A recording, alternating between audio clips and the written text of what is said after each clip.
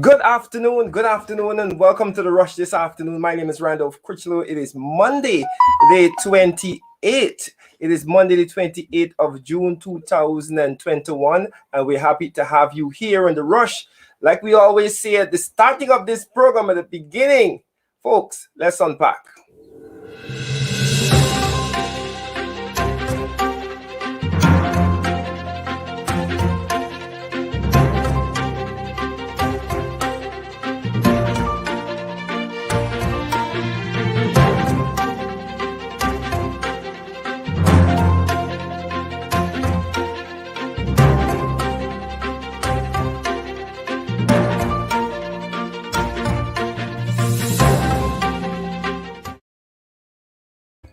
Thank you very much for being a part of the Rush this afternoon. Again, my name is Randolph Critchlow. Welcome to those persons joining us internationally in the region and right here in Guyana.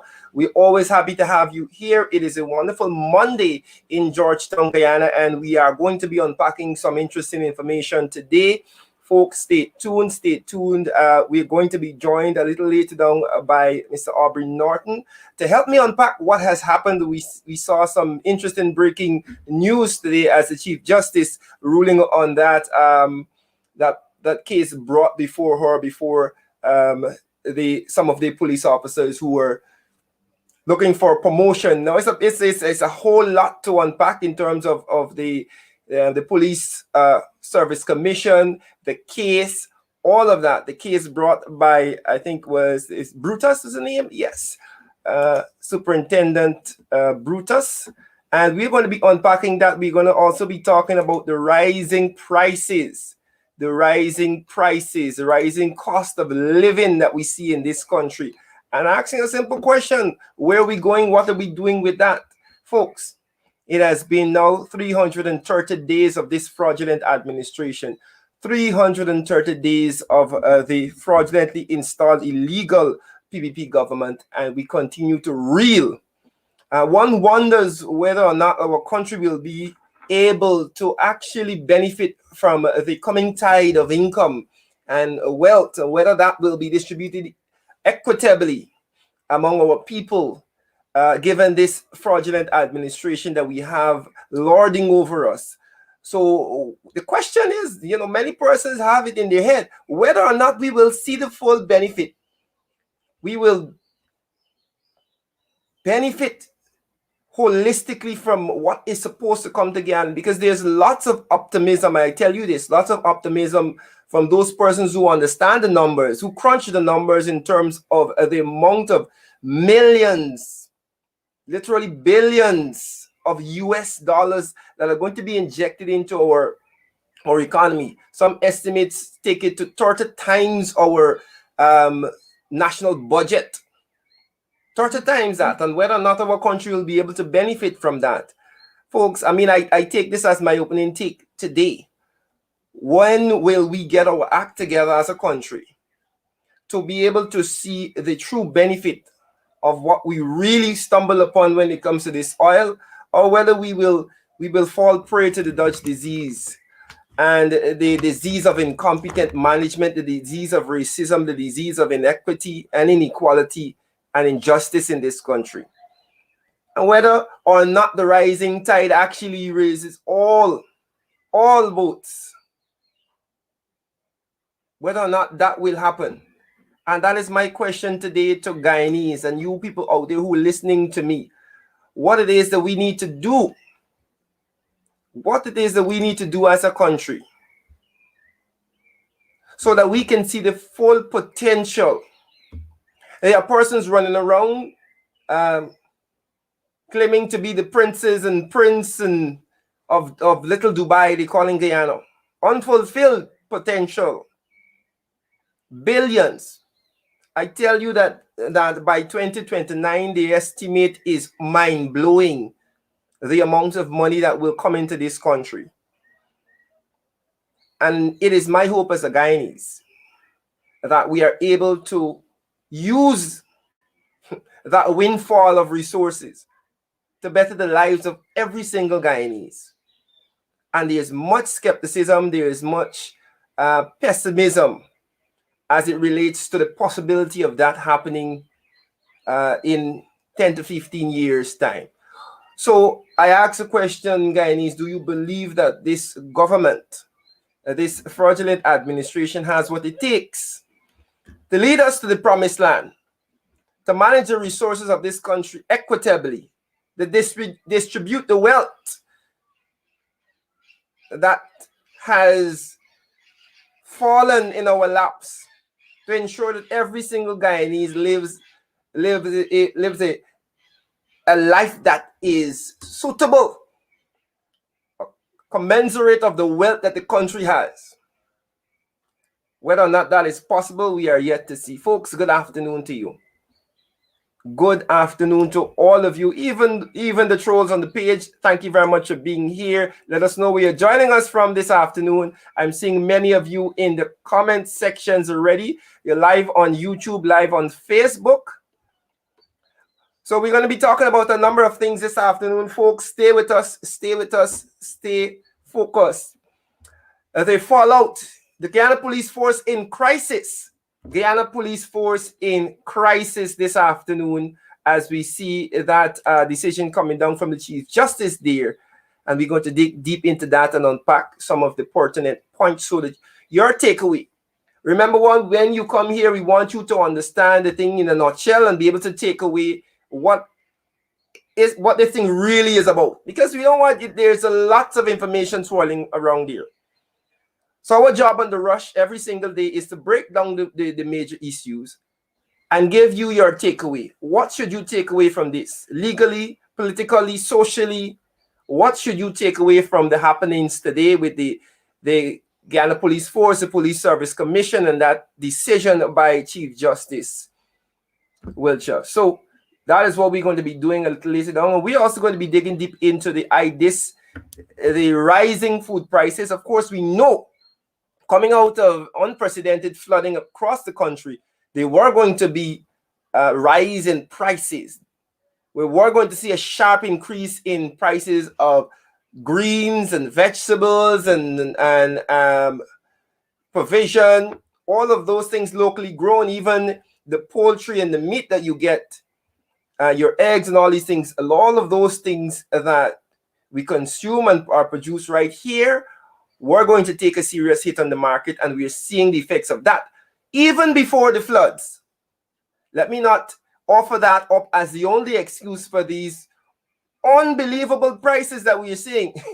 Let me not offer that up as the only excuse, because even before the flood, we did a piece here when we had the former Minister of Finance, Mr. Winston Jordan, on the program. We did a piece where we looked at, I think it was bell peppers selling at $1,400 for one. This is, of course, supermarket price. And the excuse and not the excuse, but the explanation at that point in time, that we had an influx of foreigners coming in and they're buying up these premium products, and they are willing, of course, and able to pay those prices. And we see that effect of the influx of foreigners on our market prices. But it has gone, I believe, at this point in time, out of hand, aided and abetted by, of course, the flood situation in our country. But even before then, it was on an upward trajectory, and we are now seeing, I don't know if it has plateaued and if this is the level of the prices that we'll see. But before we get into that, folks, let me give you a shout out. Let us know where you're joining us from. Somebody is saying that we have no sound. If you are hearing me, let us know. Let me check my audio, folks. I am seeing that we're getting sound. Maybe that person needs to adjust the volume on their device, but we are getting sound. Right. Thank you very much for joining us. Let us know where you're joining us from. Let us know where you're joining us from, watching from Michael Street. Thank you very much to those persons in Georgetown, Guyana, for joining us this afternoon. Right. Somebody said the only thing you do is to get out now. Folks, it's a dire situation. Watching from Grenada, Port Kaituma. Toby, thank you very much for joining us. Ganesh, Mike Paul, thank you very much, Ganesh, for tuning into the program. Watching from region number 2. Brooklyn, New York. Clear as ever. Somebody said we're getting the audio clear as ever. Thank you very much for confirming. So I asked that person to check the volume on the device that they're looking at. Right. I know Grenville is saying no sound too. Right. So maybe that person has some issues. Pleasance, Sophia, Barbados, Diamond, Antigua, Toronto. Thank you very much for tuning in this afternoon. Then I'm still the Sunshine State. Remind us which is the Sunshine State. South Ranvelt. Watching from Leopold Street. Good afternoon to you, Canada. Yes, my friend is saying that Guyanese need to start planting. Hope Town is in the house. New York is in the house. Perico is in the house. North Ranvelt is in the house. Thank you very much. Right. Berbice is in the house. Madia Mahaika. Northeast La Penitence. Right. Ganesh, my pulse saying the song is too loud. Bella Drum is in the house. New Jersey in the house. Folks, give us an opportunity to say good afternoon to all of the people who are joining from all over. Linden, Florida is the Sunshine State. Thank you very much, Ms. Black, for reminding me of that fact. From Grove, Ewing from Grove. Right. Folks, loud and clear from Maryland. Thank you very much. Let's get cracking, folks. I want to talk about the rising prices first before we get into breaking down what happened today with the Police Service Commission, because there's a lot to unpack there. But I want to get to this issue of rising food prices. Now, there's a little caveat here for those persons who are looking. And I had a conversation just now with a friend, as we see more persons saying where they're from, Lane Avenue, Campbellville. I just don't want to miss all of you. Again, if you didn't hear your little shout out today, know that we'll get you another day. Let's get into the program. Toronto, all over we're looking from, loud and clear. Right. Now, let's get into this. And there's a little caveat here. Some of these prices on these things you will see, of course, they are from supermarket. But even the supermarket prices are not that exorbitant. And as persons were saying, these prices do not reflect what you get from your vendors in the market, like Border Market or Stabrook Market or your market in your community, where you get you get it sometimes directly from the producers. A lot of times those stall owners, they're buying from the mass producers to sell to you too. Again, food prices are being affected. But that is not to say that we shouldn't be concerned. But before I want to get to this, I hope y'all remember this. How many persons remember this? One of the PPP promises, just that exactly what it is. It was a promise. I wonder if the promise, if they will go back and put promise kept.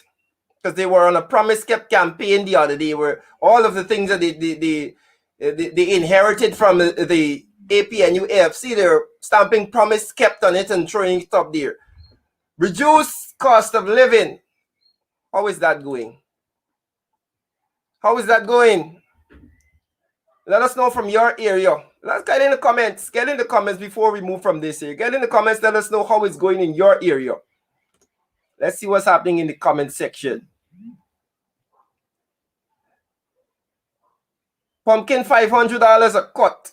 8 lengths of borer for $300. Folks, squash total price $2,643. This is Food Max. Again, these are supermarket prices, but this is still exorbitant and unbelievable. Borer.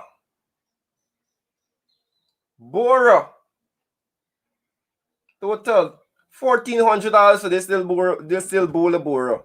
I guess you gotta pay because it cut up.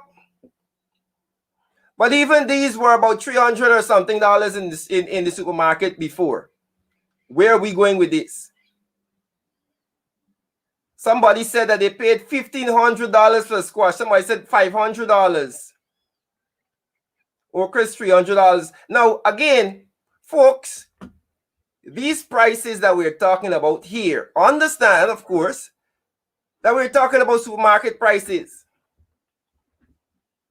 You might pay less somewhere else, but this is still significant. This is still crazy.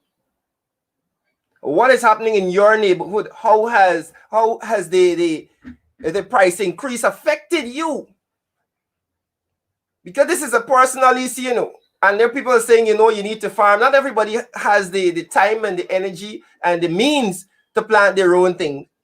There will always be consumers, people who have to. They have no other choice but to buy products from the market. So it's good enough to say that we should farm. But again, we see the reduction of cost of living being not only a promise not kept, but a lie. Persons are telling us prices here. Now, good to know that Simone Williams says she's scared to go into the market. Shallot prices, $500 for a pound of okra. $500. My. All right, folks. I'm happy that you're commenting on that, but we need to get to the news of the day. The big news of the day as we get more persons on the live. Thank you very much for being a part of it. Share the live stream with your friends and family because we're about to unpack some credible and valid information. In a few minutes after I introduce this story, we're going to be joined by Mr. Aubrey Norton to help us unpack this. But let's get into the news of the day. Late this afternoon, folks, we saw the breaking information, breaking news that there was a ruling in the court case that everybody was waiting on. Chief Justice Roxanne George on Monday. Let's see if we can get this up. I hope that we are seeing it right now. Make it a little bigger for you. Right. Chief Justice finds nothing unlawful about police 2020 promotion. Nothing unlawful about police 2020 promotion. And we are going to give you the history of this back and forth here, folks, because it's quite interesting so that you get a full appreciation of what played out here, the government's role, and the implications of this decision, and then the subsequent implication of the government statement that I'll read just now. But let's go through this story. Let's go through this. Chief Justice Roxanne George on Monday tossed out the case filed by Senior Superintendent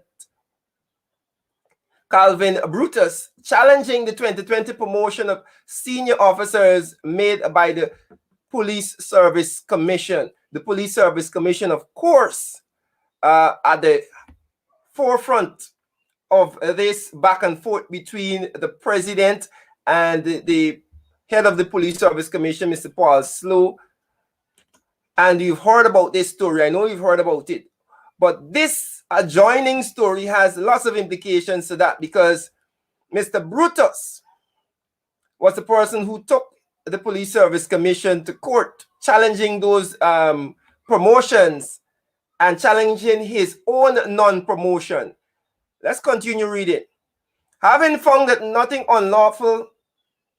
no unlawful acts were committed by the Police Service Commission, Justice George noted that the case lacked sufficient evidence to grant the order and declarations that were being sought by Brutus, with Brutus having filed the initial challenge against a promotion made in 2020 by the Police Service Commission. Several other senior officers were added as interested parties in the case. Among other things, Brutus, through his lawyer C.V. Satram, had asked the High Court for a declaration that the policy of the Police Service Commission not to promote or consider for promotion ranks with disciplinary matters, that it is irrational and unlawful. In refusing to grant this declaration, Justice George noted that the court cannot say that the see the Police Service Commission acting unlawfully as there was no such evidence. To do so, she noted, it would only usurp the powers of the PSC. So the judge here acknowledging the powers of the Police Service Commission, saying that she can't usurp the powers of this constitutional body. And as we will note later down, it seems as though the president felt that he could usurp the power of the PSC, and he has subsequently suspended the PSC. And we'll talk about that and the implications of that a little later. But let's continue in the story here. In doing so, would only usurp the power of the Police Service Commission, but not only usurp it, but set a dangerous precedent for other service commissions created by the Constitution of Guyana. These are constitutional bodies. The Police Service Commission is responsible for promoting police officers of a certain rank. The Chief Justice said too that the court could not determine what is a minor or a grave disciplinary matter. According to her, this would require the court to embark on fact-finding, which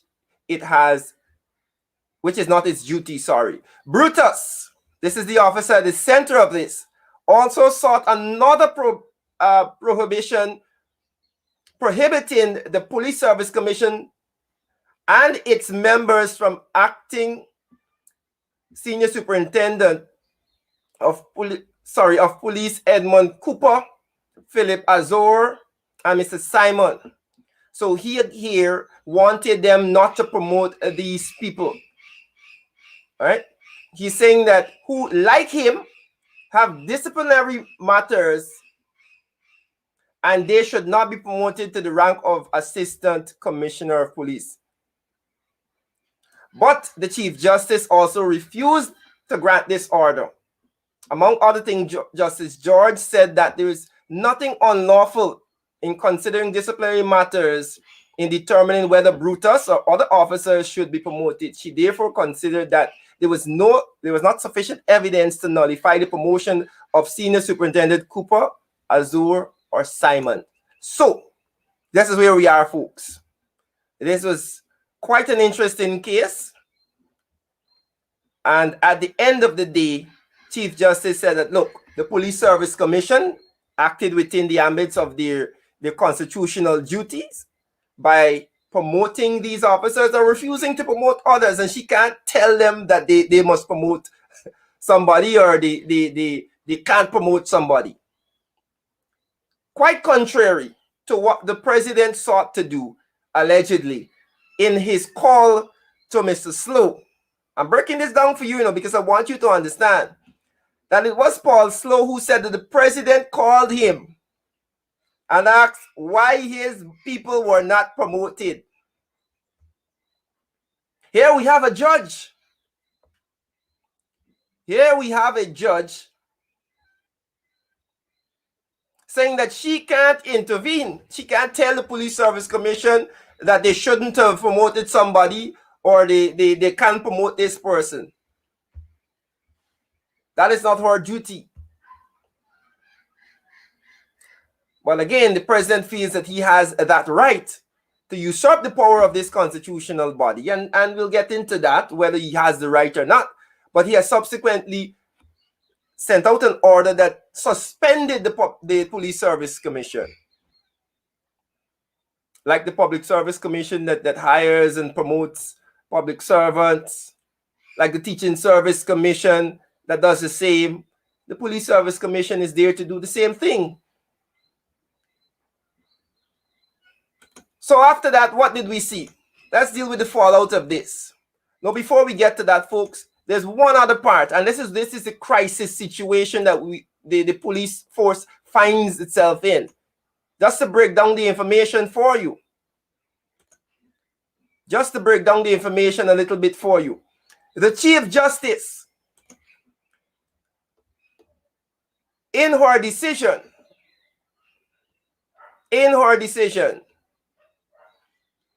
made some very damning statements about the state of the police force as it is. and the operations of the Police Service Commission. Chief Justice, however, noted that the case highlights a poor and haphazard system of dealing with disciplinary matters against police officers. She added that it also highlights the need for comprehensive regulation governing disciplinary procedures and promotion, respectively. The circumstances that led to this application is most unfortunate, she said, adding that it does not augur well for the overall management and well-being of the Guyana Police Force. The Chief Justice added that the determination of this case will not assuage what is clearly a deep-seated feeling of mistrust in the Guyana Police Force. What more you want here? The Guyana Police Force is in crisis. Top to bottom, crisis. The Chief Justice recognized that there is a deep-seated problem with mistrust. It is in crisis. Folks, this is what we see. But we have some more parts of this story. It has not finished. After that information was made public, the government responded. After that information was made public, the government responded. Government to ignore Police Service Commission's promotion list. So this is what we have. We have the back and forth between the Police Service Commission and the government of Guyana at this point in time. So it's showdown. Big showdown in Little Georgetown. Wow. So what did the government say? Folks, this story too much. A list of promotions. Let me go ahead and get into this. Within the Guyana Police Force was rejected by the government through an Office of the Attorney General. The list of promotion was released on Monday just after the Chief Justice Roxanne George dismissed the case by Senior Superintendent of Police Calvin Brutus, challenging the 2020 promotion of officers. Remember, this 2020 promotion list would have been on halt given that Mr. Brutus challenged them. So as soon as the challenge was thrown out, this list now became the matter. As the challenge was thrown out, now there is nothing stopping the confirmation of these persons put forward by the Police Service Commission. That is what we have to note. The challenge in court was the only thing stopping the promotion list. So as soon as the case was dismissed, now we have to worry about whether or not these officers on this list will actually be promoted. Well, the government of Guyana says no. The list of promotions will be rejected, and it was rejected by the Office of the Attorney General. The government labeled the list unlawful and illegal, citing the suspension of the PSC by the president. Now, again, the political moves being played here. Now the persons on the list can be promoted because the president suspended the PSC. One has to question whether or not the list is still valid, because when the list was created and those promotions were granted, the PSC wasn't suspended. Remember, the PSC was only suspended this year after Irfan Ali was allegedly exposed by Mr. Slow for trying to tamper with the system. This fraudulent administration sought to suspend the Police Service Commission. So the Attorney General is saying, look, this list can't be valid because the PSC is suspended. The said decision by the president, then this is out directly from the office of the Attorney General. The said decision by the president cannot be rescinded, revoked, set aside, or revised, can only, be done so by the president himself or by a court of competent jurisdiction. No person, let alone the Constitutional Commission, will be allowed to become judge, jury, and executioner in our constitutional democracy. This is according to the Attorney General. The rule of law simply does not permit it. This is what he said. The government accused the Police Service Commission, and they said they countermanded and disobeyed and disregarded the president's decision. Note that the president's decision was made this year. This list of promotion was agreed on since last year. And the Attorney General is now saying that not only amongst the effrontery up to the highest executive office, but it's simply absurd. The statement said too that this brings into doubt the independence of the persons who sit on the Police Service Commission.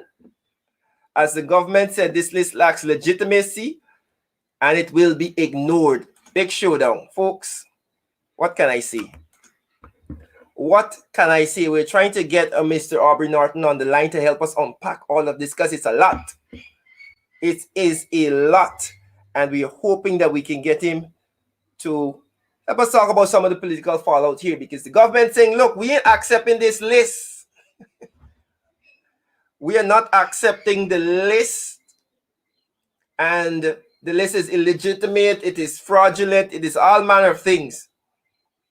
As we say in Guyanese parlance, the pot calling the kettle black. Wow. What is next, folks? What is next? Again, remember, we are live on Facebook. We're live on YouTube. So just give us a share, give us a comment, give us a like. Let us know what is happening. Lots to unpack this afternoon. A whole lot to unpack.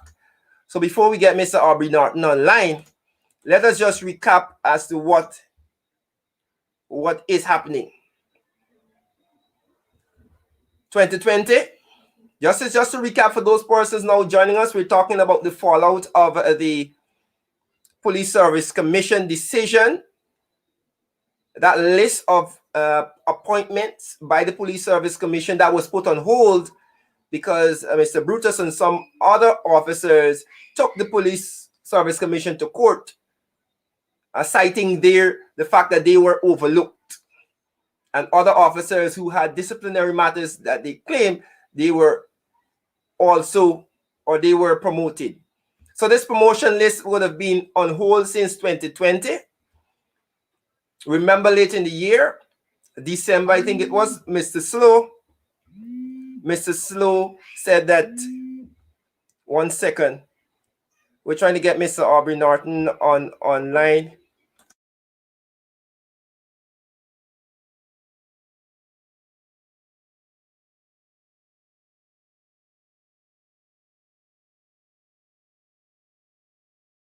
Right, so we're about to get Mr. Norton online. Sorry about that, folks.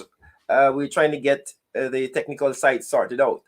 Right, but this is quite interesting. What will happen now? The showdown, the scene is set for a classic showdown, because Mr. Slow, Mr. Conway, and the others from the Police Service Commission have already set the stage. They've gone public with the fact that they feel that this is executive interference into the work of this constitutional body. Now we see that the government is saying, look, you can't tell us that we need to accept this list because the president suspended the Police Service Commission. I keep saying public, the Police Service Commission. And so we have the stage set for a classic showdown. And what will happen? We don't know. We don't know, but there are certainly implications, because as this is happening, as the chaos and confusion plays out, in the Guyana Police Force. Crime is the criminals ain't taking a holiday. The criminals ain't saying, wait, let the start or the promotion before we do we work. The criminals are out there causing havoc. Crime is on a serious increase. But the Guyana Police Force, under this fraudulent administration, is in utter crisis and dismay. Utter crisis and dismay. So, it is a sad situation, sad situation playing out in the country. And we are going to be talking about the fallout to that, folks. Give us just a few seconds. Let us get Mr. Norton on the line. For those persons joining us on Facebook, thank you very much. Give us a share, man. Give us a share.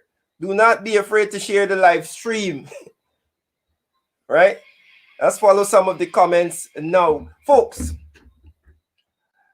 this is quite a lot to unpack.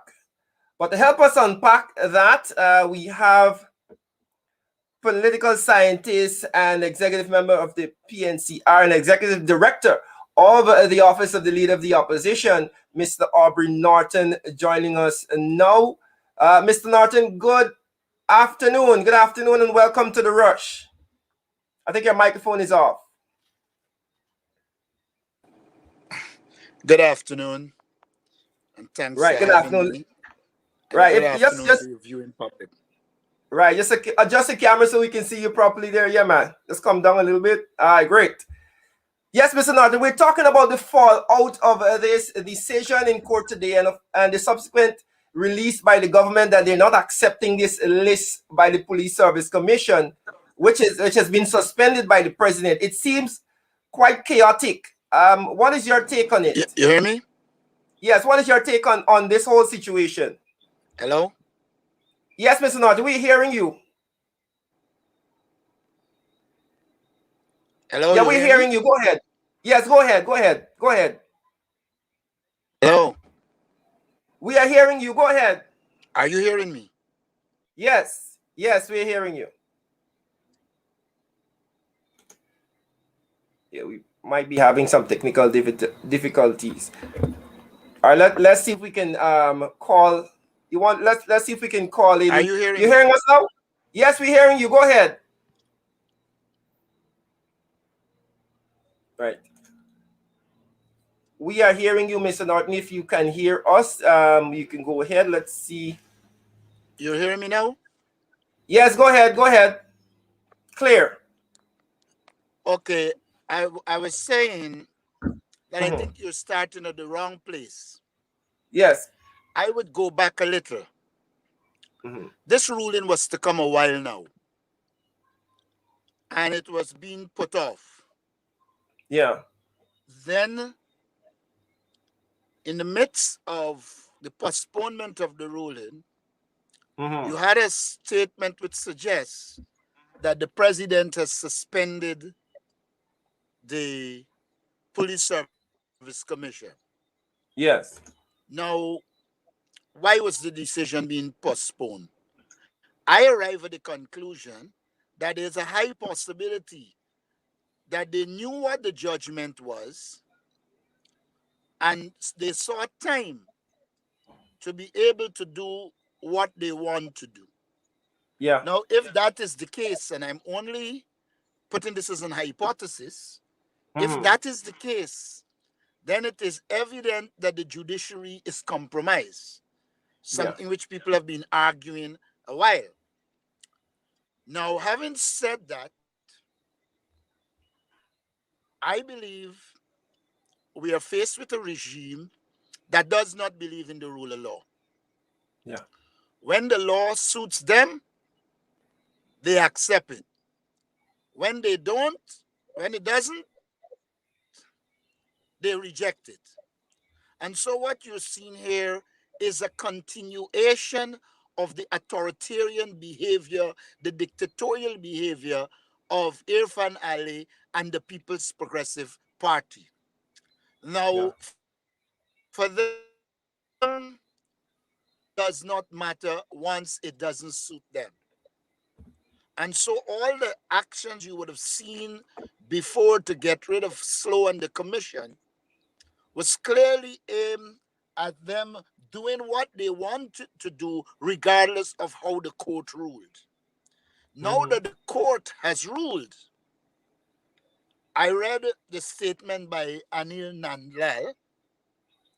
I mean, it is ironic that he will talk anything about rule of law because he has been the chief architect destroying the rule of law in Guyana.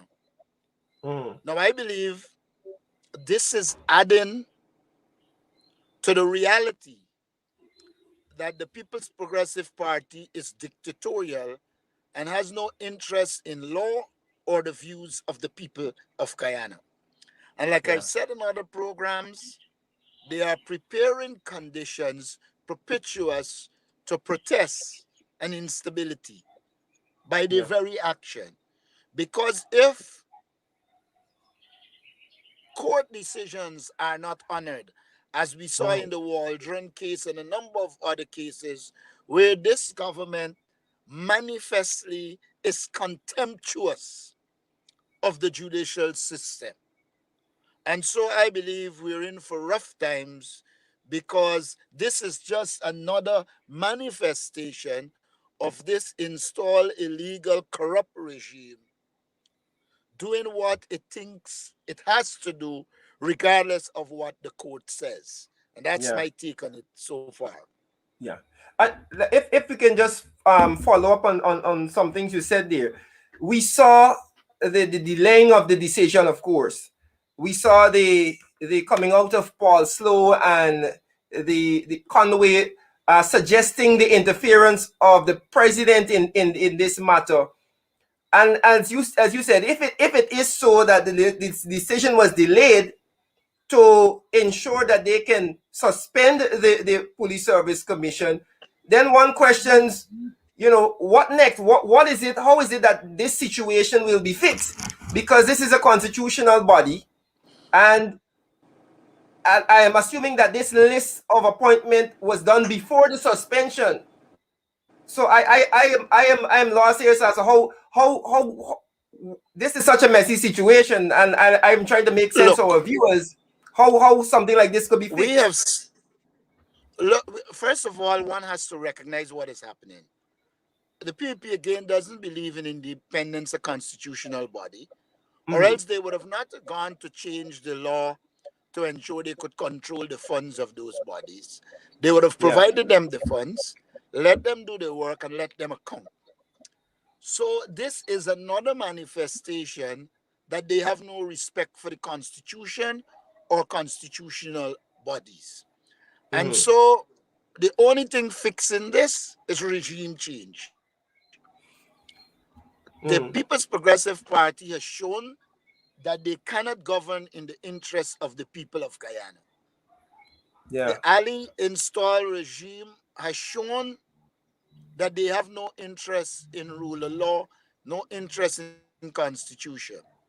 Their only interest is corruption, interest of this PPP elite, friends and family. And so one must easily recognize that no talking, cajoling will make the PPP budge. The PPP only understands political action. Now, a lot of this stems from the fact that they want to control and dominate the police. When a regime is dictatorial, they know they will have to rely on the police and the army to stay in power. So what they do is to set out to control the police. But in the process, they are dividing and destroying the police. So I don't know that they are going to get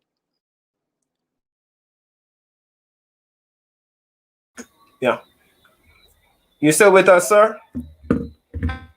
and we have to do what is necessary to take the political action to put a stop to what is happening in Guyana today. That is the crux of the matter. Right. Before you go, we're happy that you join us this afternoon. But before you go, I want to pick your brain on the Haitian immigration issue and the actions taken Look, by the government. I uh, Go ahead. I have argued and put in writing that the PPP is a racist regime. I've shown in the handling of COVID that they give COVID to their support base with with a simple ID card or somebody just saying, I live here. But when it came to the Afro-Guyanese community and people they perceive to be AP and UAFC, including Amerindian and Indo-Guyanese, what The they COVID did, relief. yes, with the COVID relief, what they did is give them pink slips and refuse them, asking them to establish that they are the property owner, when this thing was Yeah. for households, not property owner. Secondly, I pointed out in my response when Irfan Ali was talking garbage about evidence, I showed that they said anybody who got lands under the APNU will either have to return it or face the law. The only person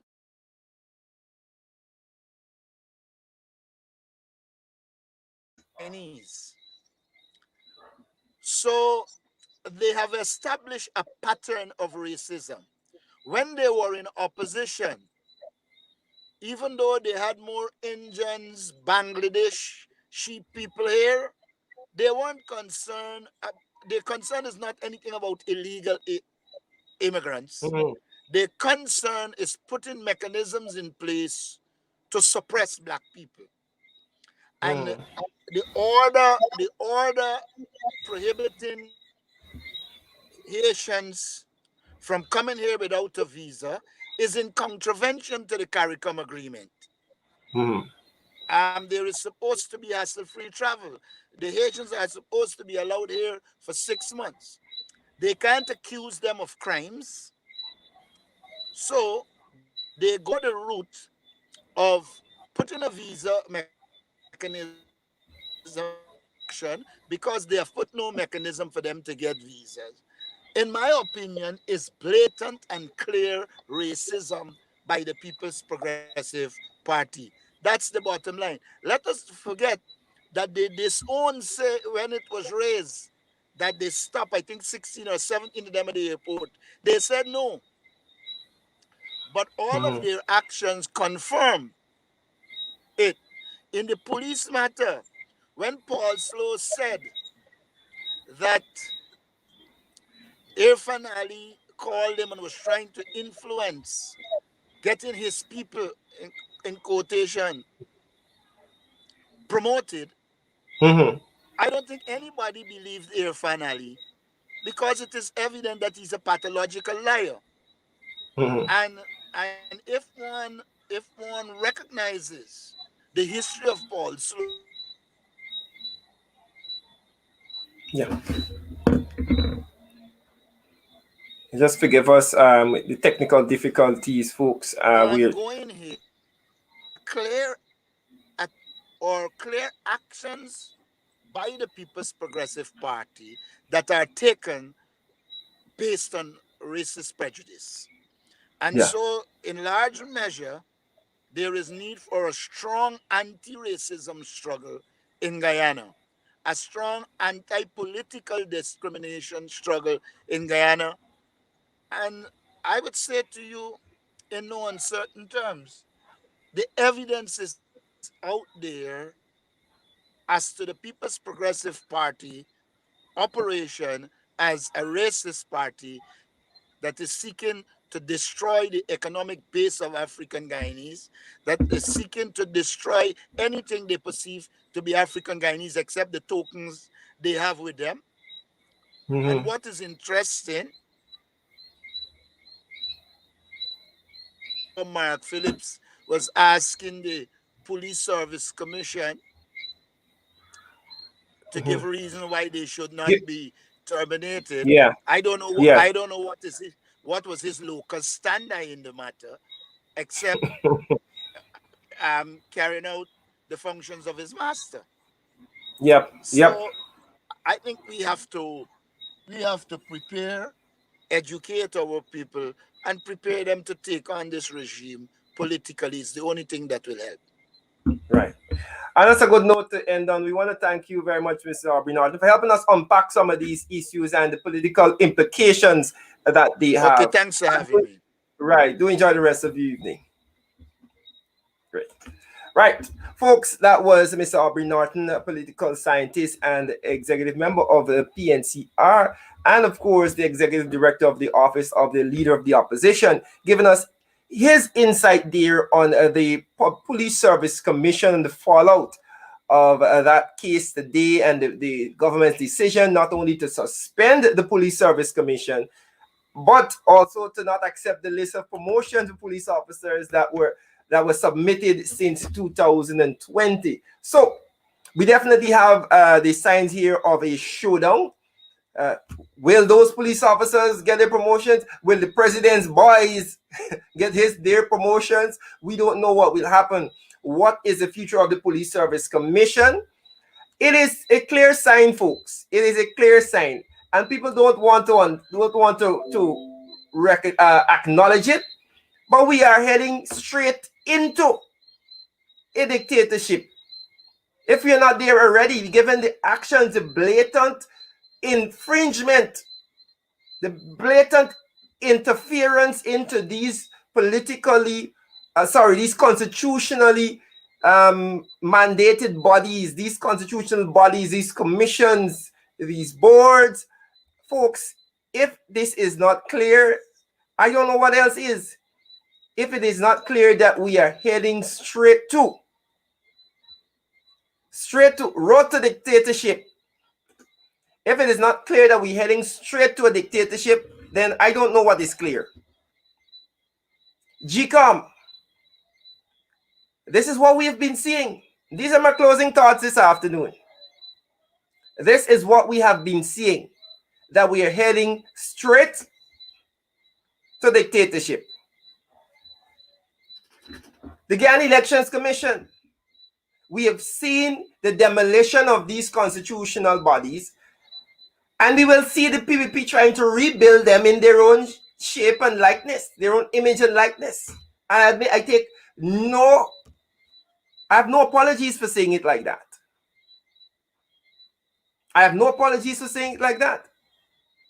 The Police Service Commission, they are going to try and dismantle it and deconstruct it and reconstruct it in their own image and likeness. The Guyana Elections Commission, they're going to try and deconstruct it, destroy it, and then rebuild it in their own image and likeness. And you can take that to mean whatever you want it to mean. You can take that to mean whatever you want it to mean. That is why one more thing this afternoon. Our road to dictatorship. That is my one more thing. And let us take a look. Let us take a look. The opposition wasn't invited to sit on any of those state boards. Normal procedure for governing a country, especially with an opposition that is as large, and one might argue larger than you are, because the results of the elections are still in doubt. There was clear fraud in the elections. So you're not dealing with a vastly smaller opposition. You're dealing with an opposition that you have given the fraudulent result a little. If you take the fraudulent result, you still have a little more than them, one seat. The combined opposition, because we know that the joiner party, jumping to their masters, Schumann. But you're going to take these dictatorial positions. I'm going to dismantle the Guyana Elections Commission. I'm going to charge all of those people that don't look like me, and I'm going to reconstruct it in my own image and likeness. I'm going to go to the Police Service Commission because we need to have control of over the police. And my people need to be promoted. But Paul Slow and Conway and these guys standing in your way of putting your people to control the madness.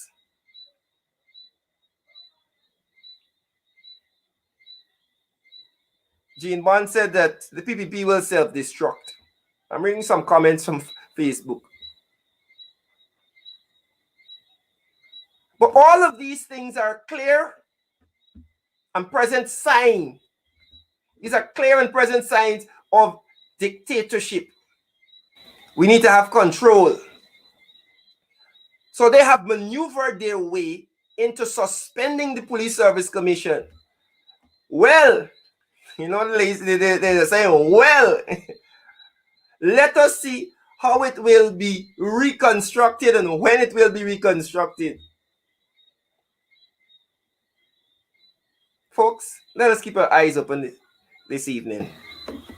We're going to be going over to building bridges with Miss MP Natasha Singh Lewis. Her program Building Bridges coming up right here on APN UFC TV. After that, of course, we're at 8 o'clock with Sher Duncan in the ring, and then we'll be sharing the Straight Up program, Matt Benchcup's Straight Up.